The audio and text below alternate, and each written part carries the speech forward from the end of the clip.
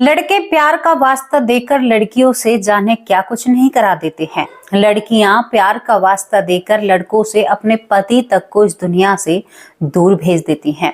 जब दो लोगों में प्यार होता है तो प्यार की खातिर वो माँ बाप को छोड़कर भाग जाते हैं, लेकिन कुछ दिनों बाद पता चलता है कि दोनों के बीच में बातें नहीं मैच खाई और एक पति ने पत्नी को यानी प्रेमी ने प्रेमिका को ही मार दिया। ये सारी चीजें आए दिन आपके कानों में पड़ती रहती हैं। हर रोज आप सुनते हो, कहीं देखते हो कि कोई पत्नी है जो गलत हरकत कर रही है या दूसरे लड़के से प्रेम करती है तो वो उसी प्रेमी से अपने पति को इस दुनिया से दूर भेज देती है या उस प्रेमी की खातिर अपने पति को इस दुनिया से निपटा देती है। कोई पति प्रेमिका के लिए पत्नी को इस दुनिया से दूर भेज रहा है। मैं आपको बताऊं 70% केस ऐसे हैं जो प्यार की खातिर लोग मर रहे हैं, लोगों को मारा जा रहा है। अब ये बहुत बड़ी बात हो जाती है। आप सोच कर देखिए, क्या आप इसको प्यार का नाम दोगे? मैं बिल्कुल भी इसको अपनी जिंदगी में मायने नहीं रखती। मैं नहीं समझती कि प्यार भी कोई चीज है और ना ही मैं आपकी जिंदगी में समझती हूँ। प्यार इसे नहीं कहते। किसी को मजबूर करना प्यार नहीं होता। किसी को मजबूरन उससे गलत काम कराना ये भी प्यार नहीं होता। प्यार में कोई किसी की जान नहीं लेता, इससे भी प्यार नहीं कहते। प्यार त्याग, तपस्या, बलिदान, एक दूसरे के लिए मर मिटना, एक दूसरे के लिए कुर्बानी देना, एक दूसरे के लिए हाँ मैं तुम्हारे लिए इस दुनिया को छोड़ने का दम रखती हूँ तो तुम्हारे लिए मैं कुछ भी कर सकती हूँ, लेकिन इसको प्यार नहीं कहते भैया। कुछ भी करने का मतलब ये नहीं है कि आप तीसरे की जान ले लो। ये 70% वाला मामला कुछ समझ में नहीं आता है। 70% जो वारदातें हो रही हैं, आप रिसर्च कीजिए, सर्च कीजिए। बड़ा दुख होता है कि क्या प्यार ऐसी बला बनकर हमारे सामने आएगा। अब यहाँ पर ये कहाँ से पनपा है? बॉलीवुड से। क्यों? क्योंकि फिल्मों में किसी न किसी तरह से वो प्यार पूरा हो ही जाता है। अंत में कहते हैं अंत भला तो सब भला। हर मूवी में देखते हैं प्यार के लिए, चाहे हर मूवी का एक थीम होता है, गरीब लड़का अमीर लड़की, अमीर लड़का तो गरीब लड़की। इसी बिना पर ये मूवियां चलती हैं। अब हमारे बच्चे इन मूवियों को या इन सीरियलों को देखकर भाई वही उमंग अपने मन में पाल बैठते हैं। भाई मुझे भी कोई अमीर लड़का चाहिए, मुझे भी कोई गरीब लड़की चाहिए। सीरियलों का थीम पूरा इसी चीज पर टिका हुआ है। एक गरीब घर की लड़की होगी, अमीर लड़का होगा, पहले उनकी शादी होगी किसी कारणवश और फिर वो दोनों साथ रहेंगे, फिर बहुत दिनों तक उनका रिश्ता नहीं बनेगा। अब रियल लाइफ में ऐसा कहाँ है? शादी के बाद भैया रिश्ता जरूरी है।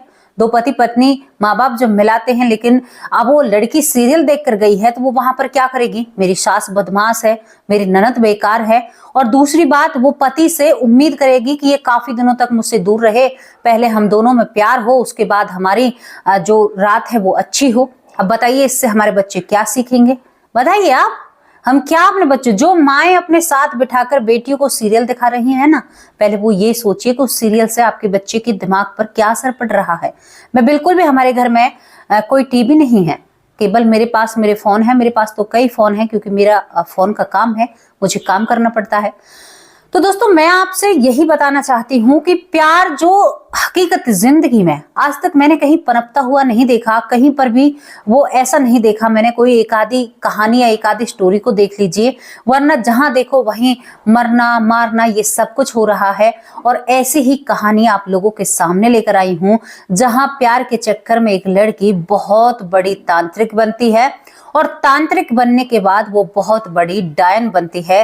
ये घटना काफी झंझोर कर रखती है, सच्ची स्टोरी है। हालांकि मैं डायनों की स्टोरी ज्यादातर लेकर नहीं आती क्योंकि मुझे भी तो उन बातों पर भरोसा और विश्वास होना चाहिए, उसकी तह तक जाना चाहिए, क्योंकि मेरे भरोसे आप लोग हो और आप भी सच जानते हो। तो चलिए आपको एक डायन की कहानी सुनाते हैं, कैसे प्यार में पड़कर एक लड़की डायन बन जाती है। ये कहानी शुरू होती है यहाँ पर उड़ीसा के एक गांव से। उड़ीसा में एक लड़की रहती है जिसका नाम सबनम होता है। सबनम बचपन से ही सांवली होती है। वैसे नैन नक्श काफी खूबसूरत थे, लेकिन वो सांवली होती है। सांवलेपन के कारण उससे सभी कल्लो कहा करते हैं। बहुत पुरानी बात होती है, उड़ीसा की बात आपको बता रही हूँ। अब यहाँ पर ये हमेशा हालात के तमाचे इसको ऐसे पड़े हुए थे क्योंकि आसपास के लोग भी इसे कल्लो ही कहा करते थे, जबकि ये बात यहाँ पर शबनम को बहुत बुरी लगा करती थी कि मुझे सब कल्लो क्यों कहते हैं, मेरा नाम शबनम है, मुझे शबनम ही कहकर बुलाए।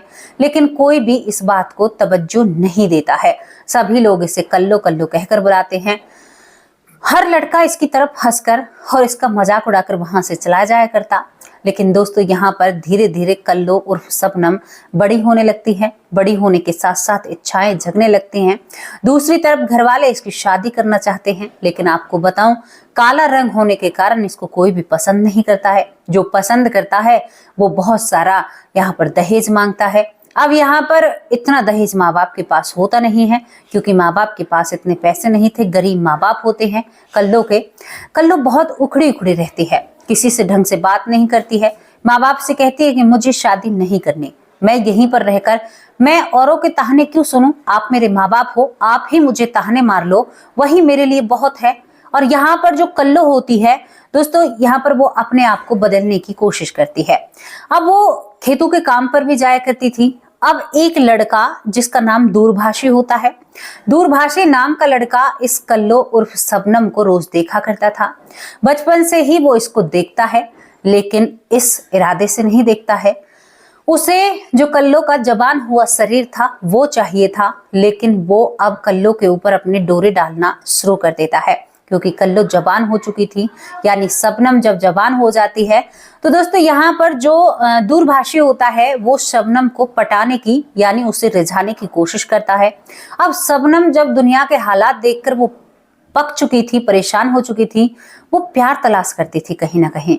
वो प्यार उसे दूरभाषी में मिला। दूरभाषी बहुत सुंदर और खूबसूरत था, नौजवान लड़का था, कल्लो के साथ साथ बड़ा हुआ था। अब यहाँ पर वो दोनों एक दूसरे से मिलने लगते हैं। दूरभाषी जो होता है वो शबनम की बहुत तारीफ करता है। कौन कहता है तुम काली हो, मेरे दिल से पूछो, मेरे दिल में तुम रहती हो। अब शबनम को इस दुनिया में कोई अपना नहीं लगे, वही वो लड़का दूरभाषी ही इसे अपना लगे। प्रेमी पक्का, ये मेरे जीवन भर साथ निभाएगा।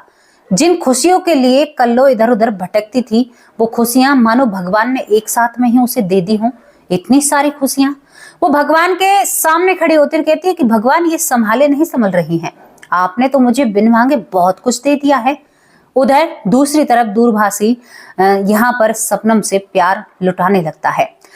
यहाँ पर दूरभाषी कहता है कि मैं तुम्हारे साथ वक्त बिताना चाहता हूँ, रात गुजारना चाहता हूँ। शबनम कहती कि नहीं, जब तक मेरी तेरी शादी नहीं हो जाएगी तब तक मैं तुम्हें अपनी देह को छूने नहीं दूंगी, ये मेरे माँ बाप की बदनामी होगी। यहाँ पर दूरभाषी कहता है कि नहीं, मेरे माँ बाप नहीं मानेंगे, अगर मैं तुम्हें अपनी पत्नी बनाऊंगा तो मेरे माँ बाप इस बात के लिए नहीं मानेंगे। शबनम कहती है एकदम गुस्से से, तो फिर प्यार क्यों किया? जब तुम्हें पता था कि तुम्हारे माँ बाप नहीं मानेंगे तो तुमने मुझसे प्यार क्यों किया? ये धोखा क्यों? दूरभाषी, मैं ये बर्दाश्त नहीं करूंगी। मैं दुनिया के तमाचे खा खा कर बेबस और लाचार हो चुकी हूँ, मैं बहुत परेशान हूँ। मुझ जैसी परेशान को और परेशान मत करो। यहाँ पर जो शबनम होती है रूठ कर दूरभाषी से दूर चली जाती है। रूठ कर जब वो दूर चली जाती है तो कई दिनों तक के प्रयास के बाद वो दोबारा से शबनम को अपने पास बुलाने में कामयाब हो जाता है। जब शबनम उसके पास आती है तो वो कहता है कि मैं तुमसे किसी भी हद तक जाने के बाद शादी करना चाहता हूँ। शबनम, क्या तुम मेरे साथ भागने के लिए तैयार हो? शबनम पहली बार में तो मना करती है। वो कहता है कि देखो, मैं तुम्हारे लिए घर छोड़ने के लिए तैयार हूँ, मैं अपने माँ बाप का सामना नहीं कर सकता, क्या तुम मेरे लिए इतना नहीं कर सकती? यहाँ पर शबनम सारी बातों को सुनती है, कहती है कि कल जवाब दूंगे।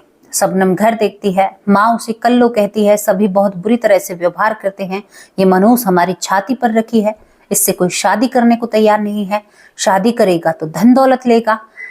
यहाँ से वो इन बातों को सुनकर ऊब चुकी थी और दूसरे दिन जाकर बिना कुछ सोचे समझे इस दूरभाषी से कह देती है कि मैं तुम्हारे साथ शादी करना चाहती हूँ, भागकर पक्का मुझसे शादी करोगे ना?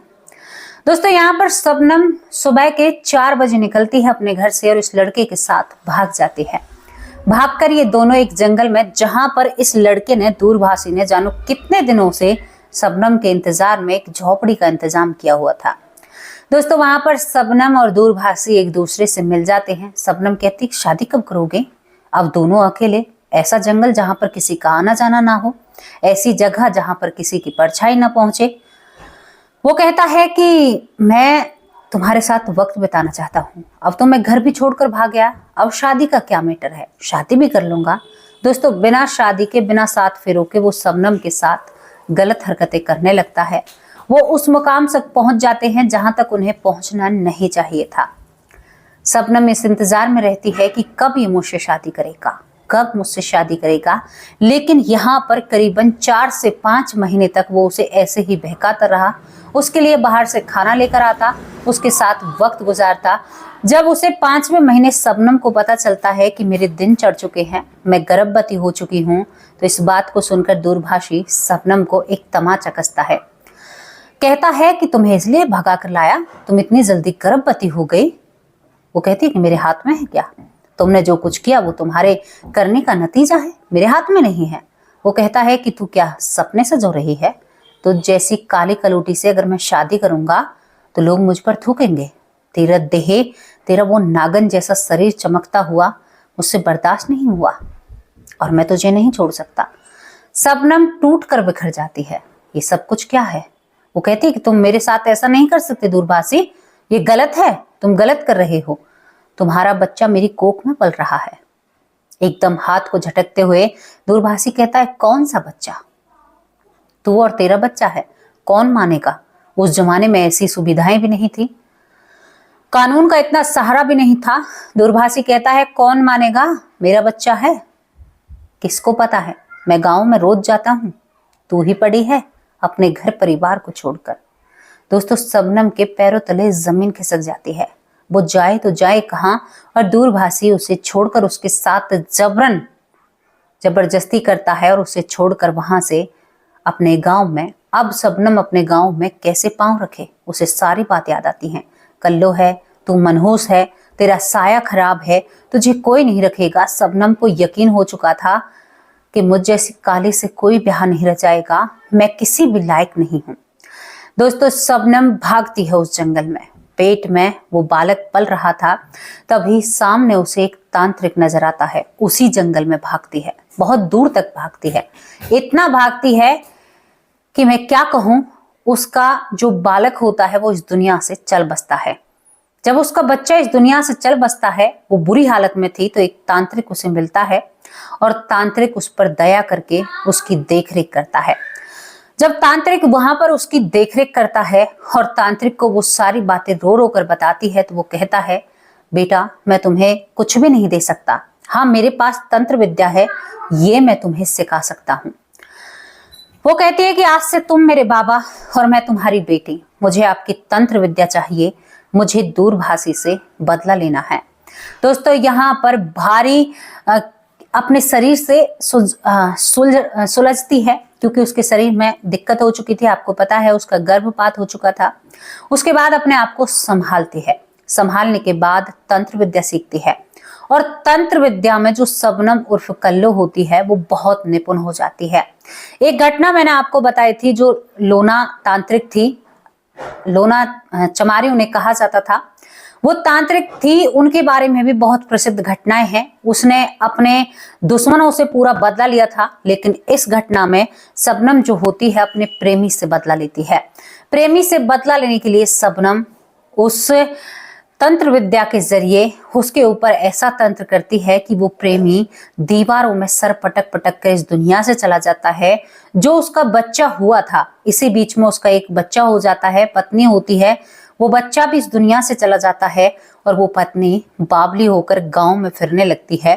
इस तरीके से शबनम ने तंत्र सीखा था।